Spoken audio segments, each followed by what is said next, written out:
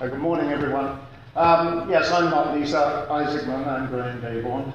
Lisa's a colleague who was unable to come here. She had offered to talk about one particular piece of our approach to trying to make decisions about risk of tidal energy. In our particular case, it's tidal energy in the Bay of Fundy. And the talk that Ian has just given, in fact, is very similar to what I was going to talk about on Friday, which is the larger context. But today I'm just talking about one piece of that, which was sort of an attempt to outline a very clear logic model for decision making, one that addresses the variety of risks that exist and that allows people to understand that while they have, as a developer or as a government agency or regulator or a member of a community, that there are other people with different risks that they have to understand. And our whole strategy is in the long term to try to see the development of marine renewable energy as a social action that involves everybody, that is not just a competitive action between different sectors. So what I'll try in the next few minutes is to give you a sense of that small piece of the larger picture, and hope that maybe on Friday you can come back and hear a little bit more about the larger picture. So I've been working in the Bay of Fundy since 1976. I'm working on tidal power since 1976. The Bay of Fundy has been considered for the generation of electricity by from tidal energy for just 102 years now. And as a result, we have a fair amount of knowledge about the bay, about its tides, about some of the resources in there. But surprisingly, just like Ian and David have outlined, despite that history, we are still short of critical information when it comes to addressing the risks of any particular development. And for those of you who are not familiar with the Bay of Fundy, it is a large embayment. It's of course famous for its large tides, which vary. A spring tide, these are co-tidal lines here, vary from 6 meters in the outer part of the bay to 16 meters in the head of the bay. As a consequence, this system is very different from one end to the other. All the shoreline here is pretty rocky, it's igneous rocks, so a lot of basalt. The water's relatively clear, you've got some massive upwelling areas, huge variety of fish, mammals, and birds that feed there. When you go up the bay, you get into an area where the shoreline is more erodible, mostly sandstones. We have, combined with the extensive tidal range, a large amount of sediment. So the waters are muddy, and the ecosystem is essentially very, very different. Nonetheless, it is still an extremely rich system here. It's just an entirely different kind of ecology from the outer part of the bay. Our interest in tidal energy, as I said, has been for 100 years. We've mostly been dealing with tidal range proposals, barrage-based concepts, and we have a tidal power station installed in 1985 here at Annapolis in a pre-existing causeway. An interesting development because it enables us to distinguish between the effects of building a causeway and the effects of operating a tidal power station, something which is always a bit of a challenge when you're going to build the causeway to put the tidal power station in the first place. All of the other signs and arrows, whoops, didn't mean to do that. The arrows here indicate areas where there are tidal stream opportunities, but of course it's all of the passages. In a sense, one could consider the whole of the bay potentially suitable. The velocities there, almost anywhere, are just about in the range that make of interest for tidal stream devices, but the real values come here in these passages, such as the Miners Passage, which is where our major test facility force is being developed. 6 meters per second or more of velocity, a place in which we've only had one turbine installed, and that lasted 3 weeks. That's not an unusual experience, I understand, looking at some of the other developments around the world. So that's our context. Before I go, we haven't entirely lost the proposals for dealing with tidal range rather than tidal stream approaches. Well, there is just recently a proposal for a tidal dam here in Scots Bay, and proposals for lagoons have been made as well. But at the moment, they're perhaps less likely to actually achieve anything. Just a few summaries of what it's like, a challenge that's presented to us as scientists. It's an extremely dynamic environment. It's, despite the fact that we've got a lot of history, there's still a lot of things we don't know about it. It varies tremendously in terms of space, but also in time. If you go back and look at the fisheries landings data of the last 150 years, despite all of the noise that exists in that, with the changing size of fishery capacity, the nets that we used, and so on, you find a strong tidal signal. For many of those species, there's an 18-year cycle in their abundance, something which overwhelms, in some ways, the variations associated with fishing pressure. So there's a lot of things we still don't understand adequately about that variation. The system is changing naturally. 4,000 years ago, the tidal range in the upper part of the bay was about 1 meter. So we've gone from there to 16 meters in 4,000 years. And the process is continuing as the bay gets deeper, as Nova Scotia slips further under the waves. The whole system is in a constant progressive change. And it is also changing because of things we do, like building causeways. This is the one with the Annapolis Tidal Power Station in it. It was built for an entirely different reason, a road crossing. But as a result, it changes the dynamics of the system in ways that affect everything. It's a system that's not in equilibrium. And that's a real challenge when we're trying to understand both risk and how to deal with it.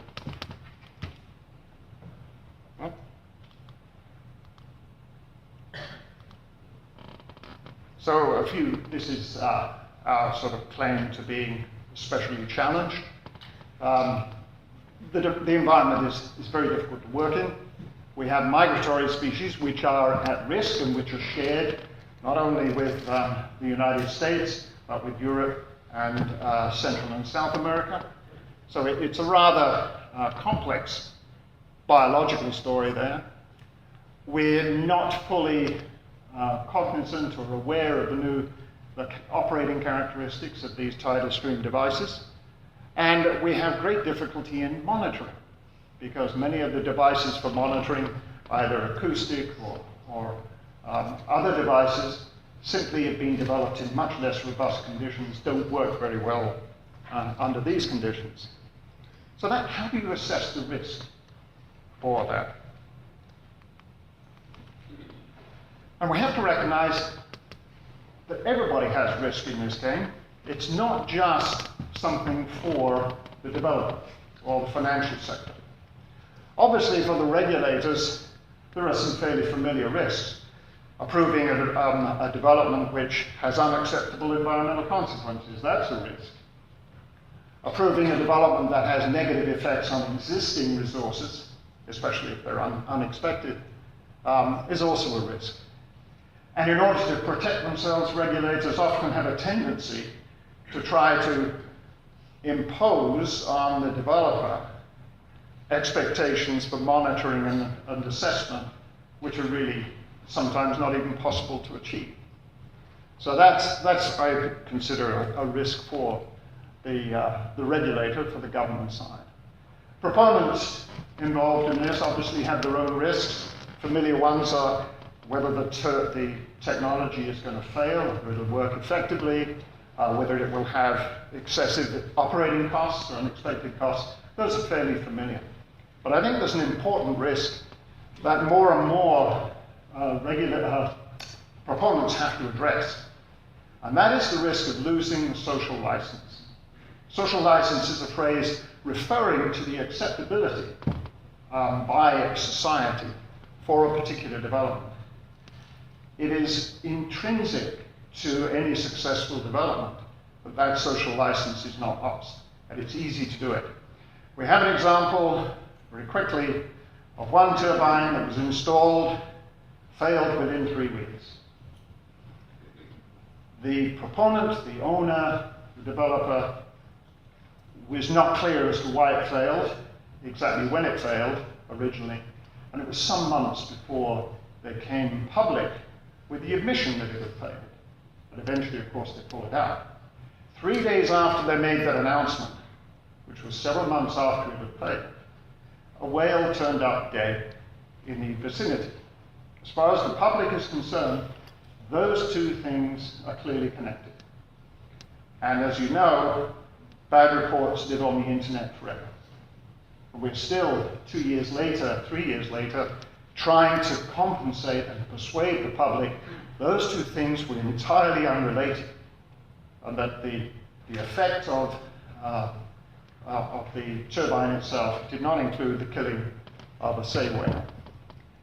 So keeping that social license requires a sharing of information to an extent that many proponents are reluctant to do. But ultimately, those are the kinds of things which undermine the confidence of anybody who's providing financial support. And then, not to forget that the community itself has risks. Obviously, the risks of losing some aspect of their environment or some resource that they currently depend upon because of the shift or the changes resulting from the development. The risk is also that they end up paying the environmental costs and don't get the benefits from it. If the development is large enough that the electricity is shipped off and sold somewhere else, somebody else gets the benefit. The community isn't always compensated for it, for the losses that they experience. And as a consequence of these developments, there are also effects on other aspects of social development, economic development. So here's the model that Lisa and we have been working on. It's just a small piece out of it. It begins with a particular project proposal. So prior to this, we had strategic environmental assessments, discussions about where and how the energy development may be permissible. And that's all sort of prior to this. But when we get a proposal, then there are a series of obvious steps. Decide in the first place what's the scope of the review, how large a proposal, therefore how comprehensive does that review have to be, what are the characteristics of the site that influence the relative or relevant constraints, what are the environmental risks that do we understand them or not, and then what are the risks to other human uses such as fisheries or recreation or whatever. And at each of these steps, if there isn't sufficient information, then it is expected that one will go back to the original proposal, reassess that, give it an opportunity to be reassessed. Those of you who learned Fortran may recognize an inherent do loop here, which is something which is a perpetual cycle you get into and can't get out of. That's one of the risks that I think the proponents are in fact very aware of. But at this point, we almost made a decision or reached the stage of making a decision whether this proposal can go forward in any form. And it's only at this stage that we really start to formalize the input of public input. And yet I think this is a mistake. I think we should advise every proponent that they've got to be talking to their community long before they get to the stage of putting in a proposal. Because the social license element is the thing you have to build. Anyway, if we get down to here, the regulator then makes a decision. Either no, it's not an appropriate proposal, in which case maybe it goes back to the beginning, or it maybe requires a much more comprehensive examination than had previously been set, in which case you go back to here. Or it may be approved in which case we then sit down and develop an adaptive management program. Because we still have so many uncertainties. The regulator can't be absolutely sure that this development is not going to compromise some other resource or some other factor that is their responsibility. A quick word about scale, because in our situation, and I think in many others, there are some very significant variations from site to site that are sometimes not clearly understood. One of the things we have a great deal of difficulty with is the terms near field and far field. What constitutes the near field? Is it simply some number of the diameters of the turbine? That's how, in fact, proponents often would like to address it. But the near field to an ecologist may not be limited by any means to that. The far field, on the other hand, is a completely open thing. But in our past experience with tidal power, we found, for example, that certain developments of barrage type had significant impacts that were greater 400 kilometers away than they were within 20 kilometers. That's not necessarily likely to be the case with tidal stream, because we can build it incrementally and we can, in a sense, it's likely to have more local effects, unless you're chopping up fish or birds which are migrated from a large distance. In our area too, it depends a lot whether the passage is leading into a bay, so it's the only place through which organisms will move, or whether there are passages between islands. We have both of those. The open coast is even more unconstrained in the sense one would worry less about entrenchments of fish or mammals in that situation, but we don't have high enough velocities to really make that relevant in the Bay of Fundy. As I said, there's a concern about what is near field and what is far field. We haven't resolved that. It's still being discovered. The real challenge is we're in an environment that's constantly changing, and this is even without considering climate change. Climate change clearly has a potential, much larger scale influence for all of us. And how can we detect in that changing environment what are the real changes or consequences, far field or near field? How do you deal with ecosystem effects that are, in the first place, nonlinear? I mentioned the coincidence between the change in tidal range and fisheries. The change in tidal range over the 18-year cycle is plus or minus 2.5%. That has a much larger change in terms of current velocity, of vertical turbulence and mixing in the water, and in biological productivity. You get a multiplication effect because these are nonlinear systems. The changes that we're also dealing with are somewhat progressive. As I said, we've gone from 1 meter tidal range to 16, and it's still getting greater. And most of those changes are affected by a variety of other things. They're not simple cause and effect relationships. Whoops. I've only got 30 seconds left, so I slipped through those two. What they showed was essentially the criteria that this risk management framework is built upon. We classify each one of those in terms of its low, medium, or high risk. If anything is a low risk, if everything is low in that assessment, in all the criteria that we look at, then it might go ahead without any further assessment. If it's in the moderate range, then maybe the solution will be a further reassessment or remodeling or a redesign. If it's extremely high, if any one factor is ranked as extremely high, that's a showstopper. At that point, the project is not going to go forward. This management framework was developed for the federal and provincial governments in Nova Scotia. It is being published widely. It was subjected to peer review in the first place, and then published widely in our Community and Business Toolkit.